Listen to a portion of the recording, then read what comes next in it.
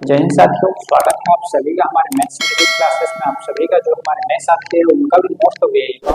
तो चलो शुरू करते हैं आज के क्लास को, क्योंकि हम लोगों ने बहुत टाइम से हम लोग क्लास जो है वो नहीं पा रहा। तो चलो देखते हैं, आज हम लोग सीखने वाले हैं अध्याय 15 ठोस आकृतियों का पृष्ठीय क्षेत्रफल एवं आयतन, surface area and the volume of solids. तो हम लोग जैसे कि आप लोग जानते हो कि हम लोग अध्याय को शुरू करने से पहले उसके कुछ टॉपिक को हम लोग अच्छे से थोड़ा सा समझते हैं। तो चलो समझते हैं ठोस आकृति। तो आपने विभिन्न प्रकार के ठोस आकृति जरूर देखे होंगे, ठीक है।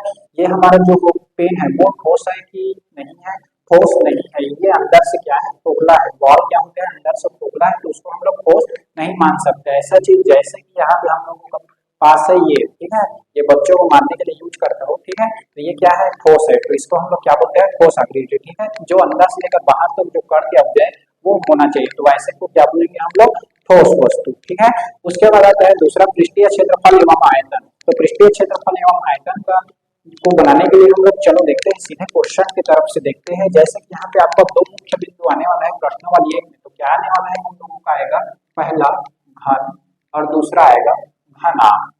घन और घनाभ, क्यूब एंड क्यूब, ठीक है। तो घन क्या होता है इसको देखते हैं। तो घन जो होता है, आप लोगों ने लूडो खेला है, हाँ, तो जो लूडो खेलते हो तो जिस पासे को आप लोग यूज करते हो उसको बोलते हैं घन। वो घन के आकार के होते हैं, जिसके चारों तरफ का लंबाई चौड़ाई ऊंचाई क्या रहता है, बराबर रहता है। तो जिसके चारों तरफ का लंबाई चौड़ाई ऊंचाई बराबर है उसको क्या बोलेंगे हम लोग, घन। तो एक चित्र बनाकर समझते हैं।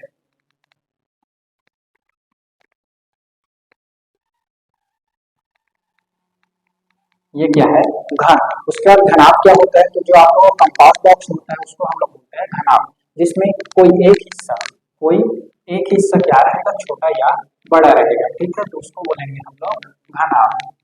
उसके बाद आते हैं घनाभ में बहुत सी चीजों को हम लोग को देखना पड़ेगा, जानना पड़ेगा, बहुत से फार्मूले को देखते हैं। तो जैसे घन और घनाभ है, इसको देख रहे हैं तो ध्यान से देखने पे हमको एक चीज जरूर क्लियर हो रहा तो कि होगा कि दोनों में क्या है, लंबाई चौड़ाई ऊंचाई, लंबाई चौड़ाई ऊंचाई। तो इस कारण से इसका दोनों का जो फार्मूला बनता है वो सेम टू सेम ही बन जाता है, ठीक है। जैसे देखते हैं हम लोग, घनाभ में हमारे कुल 16 विकर्ण होते हैं। घन या घनाभ में कितने विकर्ण होते हैं, 16 विकर्ण होते हैं। विकर्ण क्या होता है, जैसे कि हम लोगों ने यहाँ से इस बिंदु में हम लोगों ने जो रेखा खींचा वो क्या है, विकर्ण। किसी भी आयत में जब हम लोग क्रिया रेखा खींचते हैं तो उसको क्या बोलते हैं, विकर्ण, ठीक है। तो ऐसे कितने विकर्ण बनते हैं, 16 विकर्ण। दोनों में कितने विकर्ण बनते हैं, 16 विकर्ण, जिसमें से आपका 12 विकर्ण जो होता है वो पृष्ठीय विकर्ण होता है। कौन सा विकर्ण, पृष्ठीय विकर्ण। तो पृष्ठीय विकर्ण क्या होता है इसको भी देखते हैं। तो पृष्ठीय विकर्ण हमारा कहने का अर्थ ये है कि जो पृष्ठ पे बनता है, पृष्ठ कहने का अर्थ जैसे कि आप लोगों को जो व्हाइट बोर्ड दिख रहा है उसका ये चारों तरफ का बॉर्डर, ये चारों तरफ का जो बॉर्डर है सिल्वर कलर का, उसको बोलेंगे पृष्ठीय। जो पृष्ठ पे बना है उसको क्या बोलेंगे, पृष्ठीय, ठीक है। उसके बाद एक दूसरा आता है तो संपूर्ण। संपूर्ण पृष्ठीय क्षेत्रफल मतलब होता है, जैसे इसमें आपको जो बोर्ड दिख रहा है उसका जो व्हाइट वाला हिस्सा है उसको बोलेंगे संपूर्ण पृष्ठ, ठीक है। संपूर्ण मतलब पूरा और पृष्ठीय मतलब सिर्फ पृष्ठ का, ठीक है। उसके बाद इसमें हम लोगों का क्या होता है, 16 विकर्ण, जिसमें से 12 पृष्ठीय विकर्ण होते हैं और जो 4 होते हैं वो घन या घनाभ का ही विकर्ण होता है। घन या घनाभ का ही विकर्ण होता है। तो वो क्या होता है इसको समझते हैं। जैसे कि यहाँ घन या घनाभ में जो ये रेखा गया है वही विकर्ण का काम कर देता है, ठीक है। तो ऐसे काम को बोलते हैं घन या घनाभ का ही विकर्ण। तो ये 4 होते हैं और जो पृष्ठ बना होता है वो 12 होते हैं। टोटल कितने होते हैं, और 16 विकर्ण, ठीक है। उसके बाद आगे आता है हम लोगों का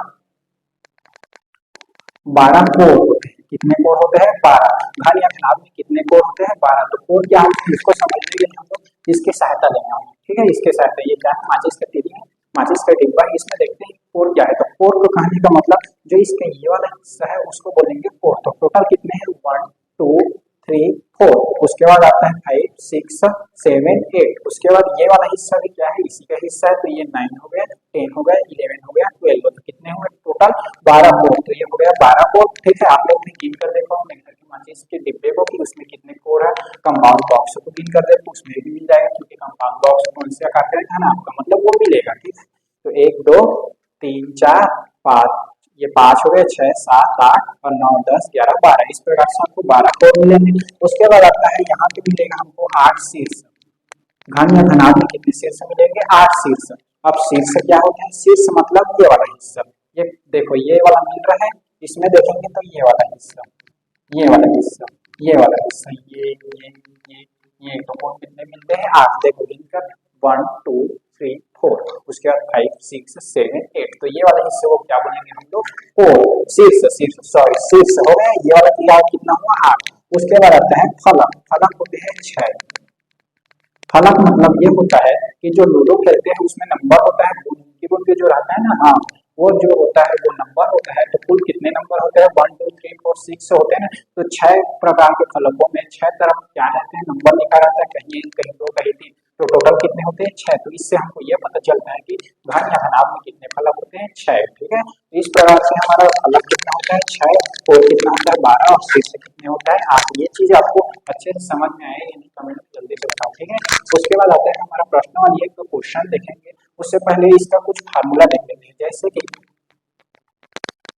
घनाभ का आकाशीय विकर्ण। आकाशीय विकर्ण या पृष्ठीय विकर्ण दोनों वही है। ठीक है, तो इसको हम लोग पृष्ठ लिख देते हैं, पृष्ठीय विकर्ण। इसका पृष्ठीय विकर्ण का फार्मूला जो होता है, क्योंकि इसमें क्या क्या मिलेगा आपको? लंबाई चौड़ाई ऊंचाई। तो आपको लंबाई का वर्ग कर देना है प्लस चौड़ाई का वर्ग कर देना है प्लस ऊंचाई का वर्ग कर देना है, और इन सब में क्या लगा देना है? वर्ग। तो घनाभ का पृष्ठीय विकर्ण का फार्मूला क्या हो जाएगा? लंबाई का वर्ग प्लस चौड़ाई का विकर्ण प्लस ऊंचाई का वर्ग।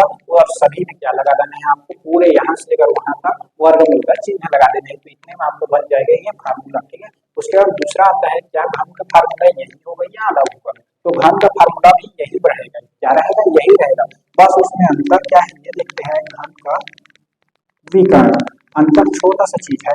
जैसे कि हम लोगों ने ये तो जान गए कि जो लूडो होता है चारों तरफ से जो भुजा होता है उसका क्या रहता है? बराबर रहता है। तो बराबर रहते हैं भुजा को हम लोग किससे शो करते हैं? ए से शो करते हैं। तो भुजा के लिए हम लोग मान लो लंबाई क्या है? ए है, तो ए का स्क्वायर हो जाएगा। और दूसरा भुजा भी क्या है? ए का स्क्वायर है। तीसरा भुजा भी क्या है? ए का स्क्वायर है। और ये वर्ग हो गया। उसके बाद हम लोग देखते हैं तो ये तीनों जुड़ जाएगा तो क्या बन जाएगा? 3a का स्क्वायर। और ये हो जाएगा हमारा क्या? घन का विकर्ण का फार्मूला। तो ये करोगे तो भी सही होगा, ये करोगे तो भी सही होगा, दोनों जगह फार्मूला यही निकलेगा। ठीक है, ध्यान रखना कि यहाँ पे कई बच्चे क्या सोचते हैं कि जो 3a का वर्ग है और यहाँ है ये कट जाएगा, लेकिन ध्यान रखना नहीं कटेगा। क्यों? क्योंकि जो a का वर्ग है वो सिर्फ a में ही, 3 में नहीं है। अगर 3 में भी होता तो कट जाएगा। ठीक है, लेकिन 3 में नहीं होगा, इसलिए ये क्या रहेगा? ये नहीं कटेगा। और हमारा क्या रहेगा? यही हमारा क्या रहेगा? घन का वर्ग विकर्ण का आकाशीय विकर्ण का फार्मूला रहेगा। ठीक है, तो जल्दी से इसको नोट करो, उसके बाद हम लोग प्रश्न वाले को सॉल्व करने वाले हैं। ठीक है, तो जल्दी जल्दी से नोट करो।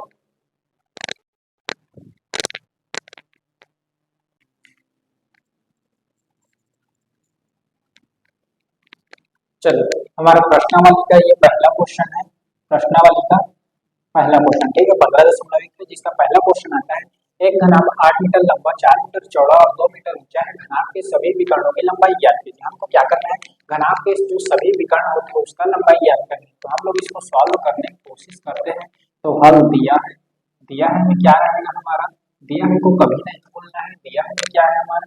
एक घनाभ, एक घनाभ, एक घनाभ जो क्या है 8 मीटर लंबा, या फिर ऐसे लिख लेते हैं घनाभ की, एक घनाभ की लंबाई, लंबाई कितना है? 8 मीटर। इसमें सबसे मेन चीज है, इसको ध्यान में रखना कि मीटर है कि सेंटीमीटर है। ठीक है, जैसा रहेगा वैसे ही आंसर आएगा। ठीक है, तो 8 मीटर है। उसके बाद चौड़ाई कितना है? चौड़ाई जो है 4 मीटर है। और ऊंचाई कितना है? ऊंचाई जो है कितना है हमारा? यहाँ पे 2 मीटर है, क्योंकि घनाभ है। तो घनाभ का आकाशीय विकर्ण का फार्मूला क्या होता है? तो यहाँ लगा देते हैं घनाभ का आकाशीय, आकाशीय विकर्ण। आकाशीय विकर्ण का फार्मूला क्या हो जाता है हमारा? हम लोग जान रहे हैं, क्या जान रहे हैं? लंबाई का वर्ग होता है प्लस चौड़ाई का वर्ग होता है प्लस ऊंचाई का वर्ग होता है, और इन सब का हमको वर्गमूल कर देना है। तो लंबाई कितना है यहाँ पे? 8 है, तो 8 का वर्ग कर लेते हैं, प्लस चौड़ाई क्या है? 4 है, तो 4 का भी वर्ग कर लेते हैं, प्लस और क्या है? ए है, जो ऊंचाई है उसका भी वर्ग होता है, तो इसका भी वर्ग कर लेते हैं, सभी में वर्गमूल लगा देते हैं। इसको हल करके 8 8 64 प्लस 4 चौक 16 प्लस 2 दूनी 4, इन सभी को ऐड कर देते हैं। तो 16 और 4 कितना हो जाएगा? 64 में 20 को जोड़ेंगे तो हमारा कितना हो जाएगा 84। तो ये हो गया वर्गमूल 84। उसके बाद जो वर्गमूल 84 आ रहा है इसको यही आंसर है या फिर इसको थोड़ा सा और हल करोगे तो इसका आप लोगों को एलसीएम निकालना पड़ेगा। क्या निकालना पड़ेगा? एलसीएम। तो एलसीएम निकालोगे तो क्या मिलेगा देखते हैं। ये हो जाएगा 2, इस यहाँ से करते हैं 2 2 4, 2 1 कम 2, 3 7 21, 7 कम 7। तो यहाँ 2 का क्या मिल गया हमको? जोड़ा। तो 2 का जोड़ा मिल गया, 2 को बाहर ले लेते हैं और इसका क्या हो जाएगा? 7 या 21। तो ये हो गया 21। चूंकि ये मीटर में है तो यहाँ क्या लिखेंगे? मीटर।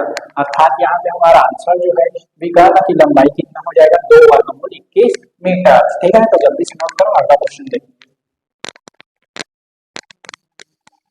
हमारा दूसरा क्वेश्चन जो है हमारे व्हाइट बोर्ड पे आ चुका है, तो देखते हैं। दूसरा क्वेश्चन बोल रहा है कि एक घन के पृष्ठीय विकर्ण की लंबाई ज्ञात कीजिए। हमको क्या करना है? पृष्ठीय विकर्ण की लंबाई ज्ञात करना है, अर्थात पृष्ठीय विकर्ण ज्ञात करना है।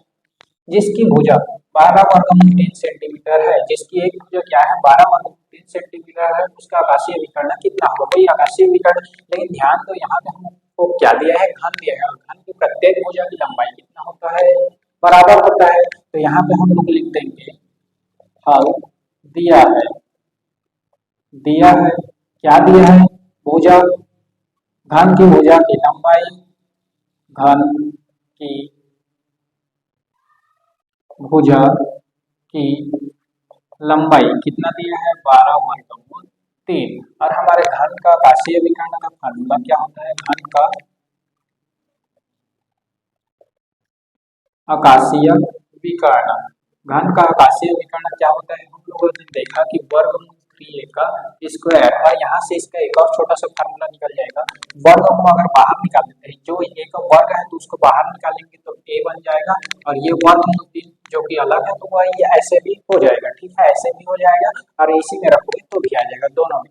तो a क्या है? भुजा है, तो भुजा को रख देते हैं। तो भुजा कितना है? 12 वर्गमूल 3।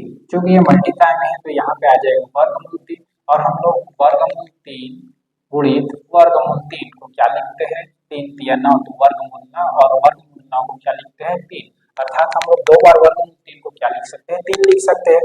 तो यहाँ क्या हो जाएगा? 12, और इन दोनों का मिलकर क्या बन जाएगा? मल्टीप्लाई 3, और 12 3 36, जो कि यहाँ देखो ध्यान से कि ये किसमें है? सेंटीमीटर में। तो इसको भी क्या लिखेंगे हम लोग? सेंटीमीटर में। इस प्रकार से घन का आकाशीय विकर्ण कितना बन जाएगा? 36 सेंटीमीटर। जल्दी से नोट करो, अगला देखेंगे। चलो, हमारे प्रश्नावली का जो लास्ट क्वेश्चन है वो आ चुका है, तो देखते हैं लास्ट क्वेश्चन को आराम से समझना, उसके बाद आप लोग इजीली निकाल दोगे। ठीक है, उस बड़े से बड़े खंभे की लंबाई ज्ञात कीजिए। हमको कोई खंभा है, खंभा का लंबाई ज्ञात करना है जो 10 मीटर लंबा, 10 मीटर चौड़ा और 5 मीटर ऊंचे कमरे में रखा जा सके। कोई खंभा है जिसको हमको 10 मीटर लंबा, 10 मीटर चौड़ा और 5 मीटर ऊंचे कमरे में रखना है, तो उसको हमको ऐसे बनाना है कि सबसे बड़ा सबसे ज्यादा लंबा वाला क्या आना चाहिए? खंभा उसमें रखा जा सके। ठीक है, तो सबसे पहले आपको ये पता होना चाहिए खंभे खंभे घन का होता है कि घनाभ के आकार का होता है? घनाभ के आकार का होता है। ठीक है, और हमको यहाँ ऊंचे कमरे में रखा जाए। अब मान लो कोई कमरा है, कमरा या तो घन के आकार का होगा या घनाभ का आकार का होगा, ये तो जाहिर सी बात है, घन या घनाभ उससे क्वेश्चन नहीं आएगा। तो यहाँ पे हम लोग कोई घन या घनाभ के आकार का है तो यहाँ हम लोग सबसे बड़ा कितना बड़ा रखेंगे? सबसे बड़ा कौन सा वाला होगा?